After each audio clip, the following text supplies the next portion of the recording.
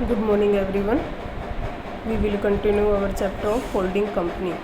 हमारा नया टॉपिक है डिबेंचर्स इन सब्सिडरी कंपनी। जिस तरह से subsidiary company holding company subsidiary company की इक्विटी शेयर एक्वायर करती है, उसी तरह वो डिबेंचर भी एक्वायर करती है। ठीक है, तो उसकी एंट्री आपकी किस तरह से होगी वो आपको देखना है। यदि सब्सिडरी कंपनी ने डिबेंचर इशू किए हैं तो उसे बैलेंस शीट में यानी कि कंसोलिडेटेड बैलेंस शीट में लायबिलिटी के रूप में लिखना चाहिए।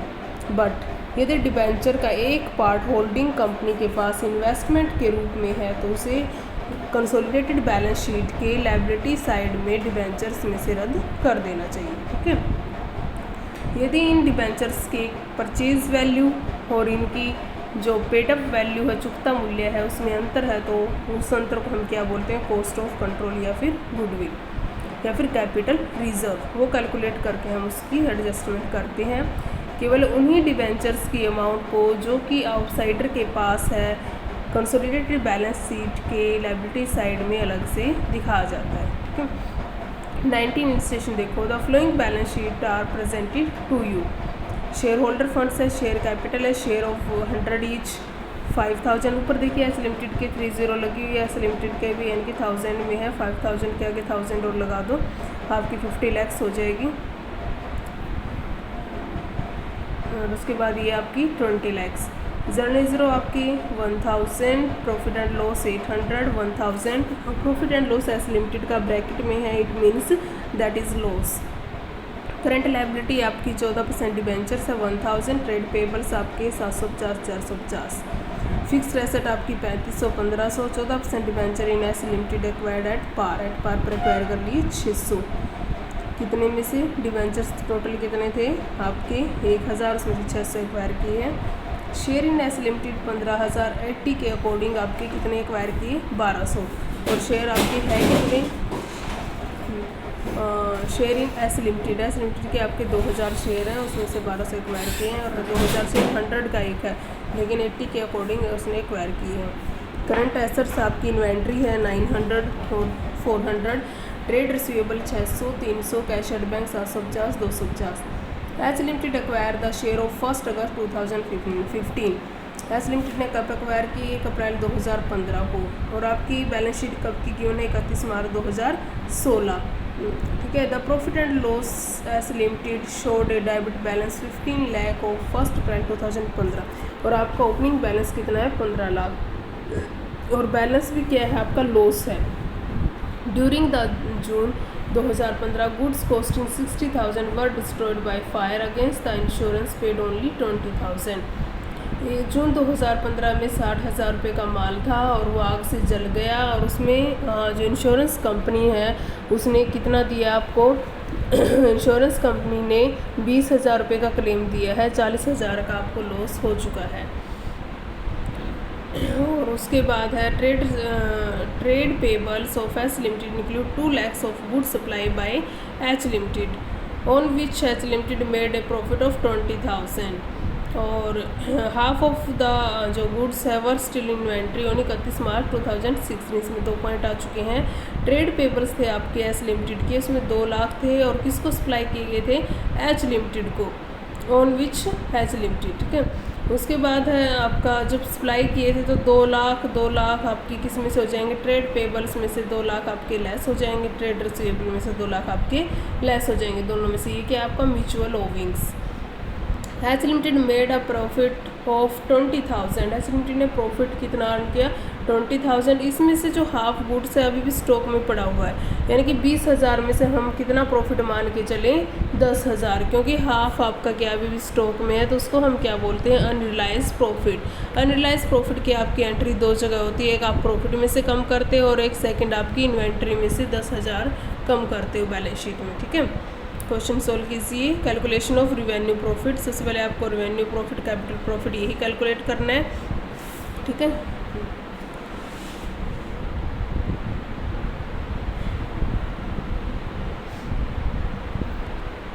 अब ये देखिए आपका calculation of revenue profit of S limited. Debit balance of S limited profit and loss account as on 1 April 2015।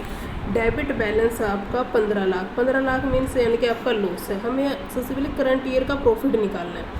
Current year का प्रॉफिट कैसे निकालोगे देखिए। और डेबिट बैलेंस लेस किया गया 31 मार्च 2016 का 10 लाख। अब 10 लाख आपका बैलेंस शीट में गिवन है। पिछले साल का आपका जो लॉस पड़ा था 15 लाख और इस साल लॉस आपका 10 लाख है, ऐसे कैसे?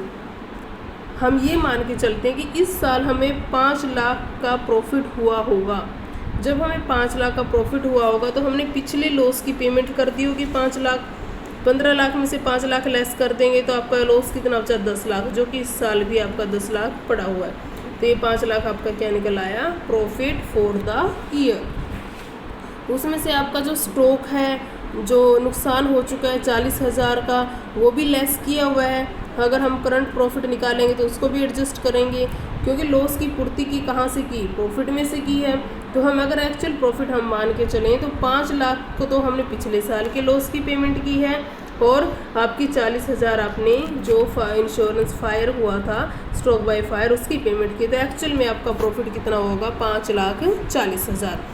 अरे जैसे ये पेंसिल से लिखा हुआ है ना, 31 मार्च 2015 को आपका बैलेंस गिवन है, इस डेट को एक्वायर की, इस डेट को आपकी क्लोजिंग डेट है। तो ये आपका बीच का जो डिफरेंस है कैपिटल प्रॉफिट, और ये जो डिफरेंस है ये है आपका रिवेन्यू प्रॉफिट। ठीक है, ये प्री एक्विजिशन भी इसको बोलते हैं, ये पोस्ट एक्विजिशन भी बोलते हैं, और पूरे साल का ये होता है करंट ईयर प्रॉफिट। उसके बाद आपका profit for the date of acquisition. Acquisition के टाइम आपका प्रॉफिट कितना है, क्योंकि टोटल प्रॉफिट हमने अभी कैलकुलेट किया है।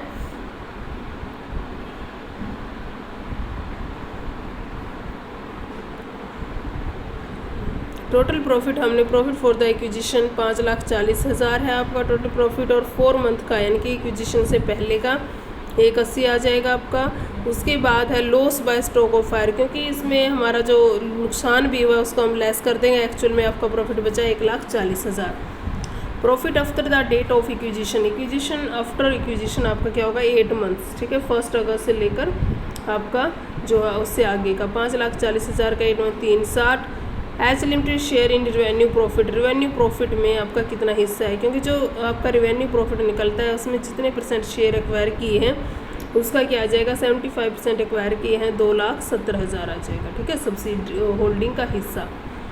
उसके बाद आप क्या निकालोगे? आपका नेक्स्ट स्टेप है कैपिटल प्रॉफिट या फिर कैपिटल रिवेन्यू प्रॉफिट आपका निकल जाएगा, फिर कैपिटल लॉस, क्योंकि लॉस ही आएगा, प्रॉफिट तो है ही नहीं, आपका लॉस ही गिवन है। डेबिट बैलेंस 15 लाख आपका। Profit for the date of, जितना प्रॉफिट हुआ था आपका 140 जैसे कि प्री एक्विजिशन ये लिखा हुआ आपका 140, ये है 140। ठीक है, इसको लेस करेंगे तो आपका लॉस कितना बचेगा? 13,60,000। इसको लेस क्यों किया?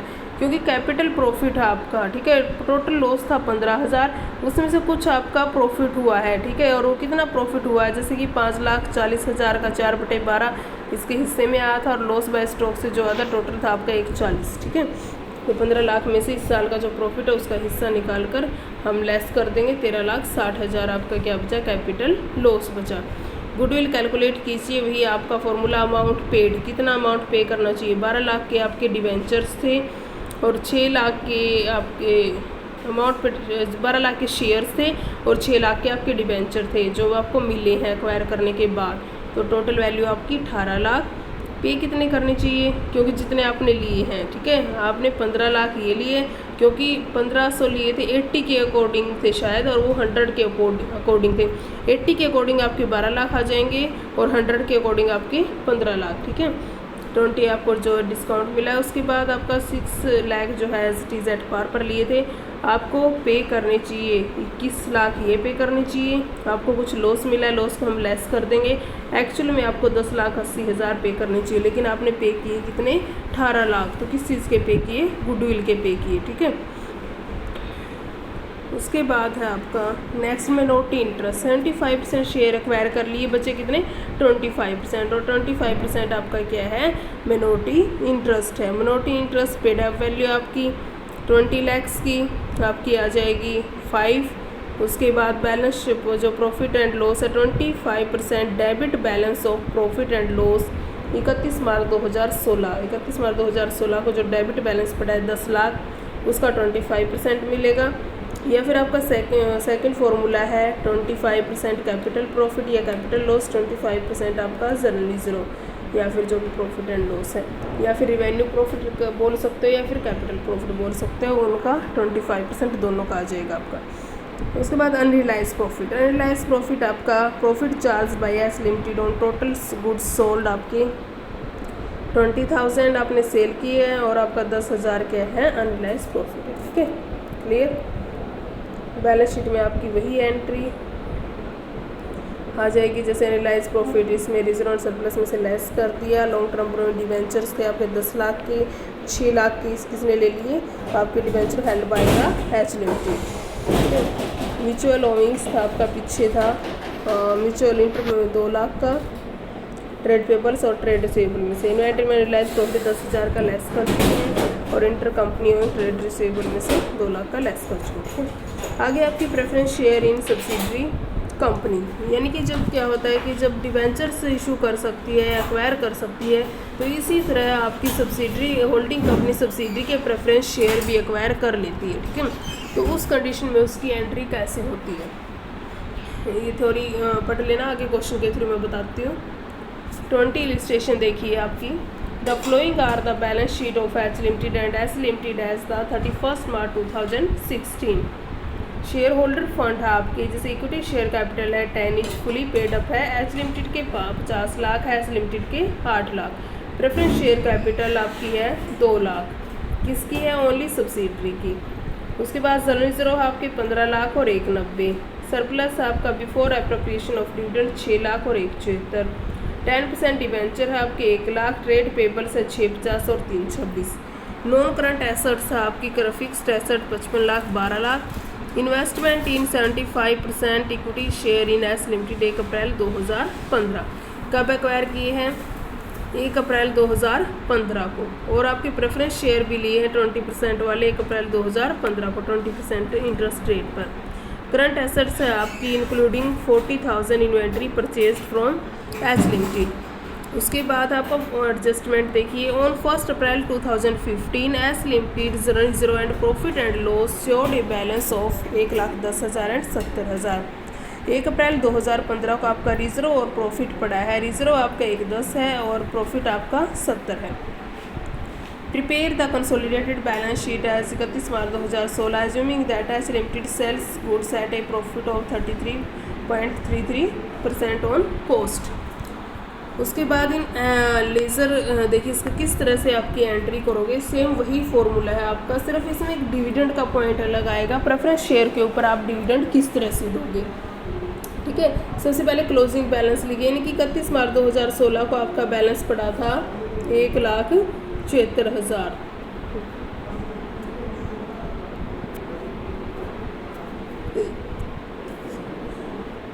1,74,000। ठीक है, उसके बाद था add transfer to general reserve. Transfer का मतलब क्या है, टोटल रिजर्व 190, पिछले साल का 110, तो करंट ईयर का आपका 80। ठीक है, तो उसके बाद टोटल आपका बचा 2,54,000। प्रॉफिट एंड लॉस क्लोजिंग, यानी कि आपका ओपनिंग बैलेंस आप लेस कर दीजिए पिछले साल का, आपका करंट ईयर का प्रॉफिट है 1,84,000। सेम वही फॉर्मूला है, यानी कि टोटल जो बैलेंस शीट में गिवन है उसमें से जो आपका 1,10 और 1,17 वो लेस कर दो। ठीक है, पिछले साल का लेस कर दो, टोटल में से जो बैलेंस शीट में गिवन है पिछले साल का लेस कर दो, तो आपका क्या बचेगा, करंट ईयर प्रॉफिट। उसके बाद रिवेन्यू प्रॉफिट। रिवेन्यू प्रॉफिट आपका जिसको करंट ईयर का प्रॉफिट ही हम बोलते हैं, उसको कैसे कैलकुलेट करेंगे, एच लिमिटेड का हिस्सा है। वैसे तो आपका 1,84 आया है टोटल, 1,84 में से हम प्रेफरेंस शेयर जो है, अब ये देखो एक बार एक्वायर कब की है, एक्वायर की है आपकी 1 अप्रैल 2015 को ही, और जो ये बैलेंस है आपका 1,15 को 1 अप्रैल 2015 को ही है। इसका मतलब आपका इसमें कोई कैपिटल प्रॉफिट नहीं, क्योंकि अगर कैपिटल प्रॉफिट है तो इससे पहले का ही है, यानी कि हम इसको करंट ईयर प्रॉफिट को 2 पार्ट्स में डिवाइड नहीं करेंगे। क्यों नहीं करेंगे, क्योंकि 1 अप्रैल 2015 का जो बैलेंस है उसी डेट को एक्वायर की, उसी डेट को बैलेंस है, और 31 मार्च 2016 को आपकी ये बैलेंस शीट क्लोज हो रही है। ठीक है, तो इसके जो बीच का है ये क्या आपका करंट ईयर प्रॉफिट, और इस डेट को एक्वायर की थी, इससे पहले का आपका कैपिटल प्रॉफिट और इसके बाद का रिवेन्यू। इसका मतलब क्या हुआ, जो करंट प्रॉफिट है वो करंट ईयर प्रॉफिट है, that is a revenue profit. ठीक है, उसके बाद है आपका उसके बाद देखिए, एक सेकेंड, रिवेन्यू प्रॉफिट। ठीक है, रिवेन्यू प्रॉफिट आपका जैसे 184, उसके बाद डिविडेंड दोगे आप। ठीक है, आपकी जो थे प्रेफरेंस शेयर थे 2 लाख थे, 2 लाख कितने के थे, ये 8% के थे, तो 8% इसके ऊपर डिविडेंड हो जाएगा आपका 16,000। तो आपका जो प्रॉफिट बचा है वो कितना बचा है, 168, और 168 में आपका होल्डिंग का हिस्सा है 126। ठीक है, क्लियर। उसके बाद जो डिविडेंड मिला है उसमें भी उसका हिस्सा होगा होल्डिंग का। ठीक है, और कितना हिस्सा है, 20%। और 20 कैसे आया, क्योंकि इसने शेयर कितने एक्वायर किए हैं, 20% वाले एक्वायर किए 20% रेट पर, तो इस पर डिविडेंड भी कितना हिस्सा होगा, 20% हिस्सा होगा। ठीक है, 20% एक्वायर किए हैं। उसके बाद नेक्स्ट देखो, minority share holder share. Minority को आपको कितना मिलेगा, मिनोरिटी का आपका वही होगा,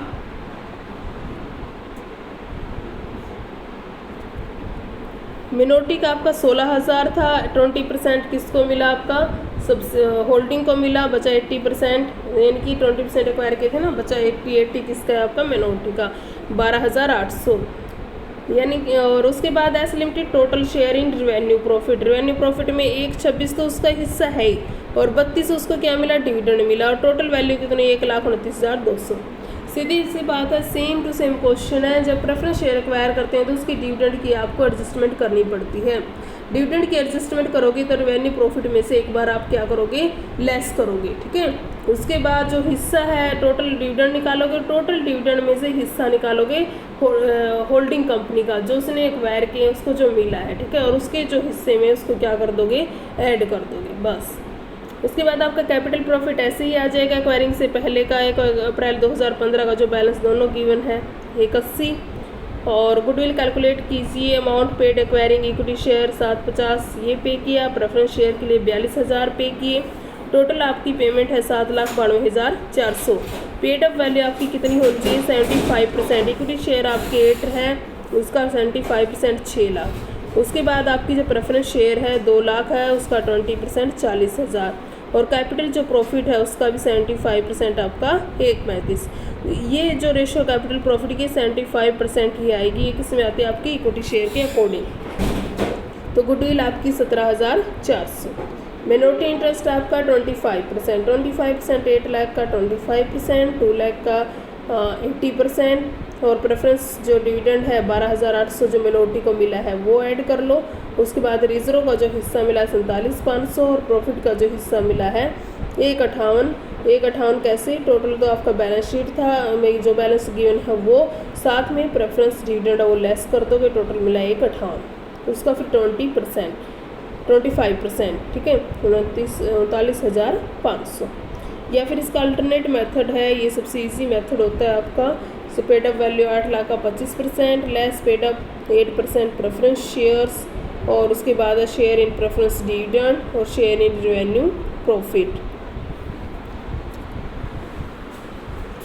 और उसके बाद add share in capital profit. ठीक है, 45,000 आपका आ जाएगा। अनरियलाइज प्रॉफिट की आपकी वही एंट्री, गुड्स कॉस्टिंग 100 का हमने मान लिया है, सेल किया कितने में, 133.1/3, 133 सही 1/3। यदि सेल्स आपकी इतनी है,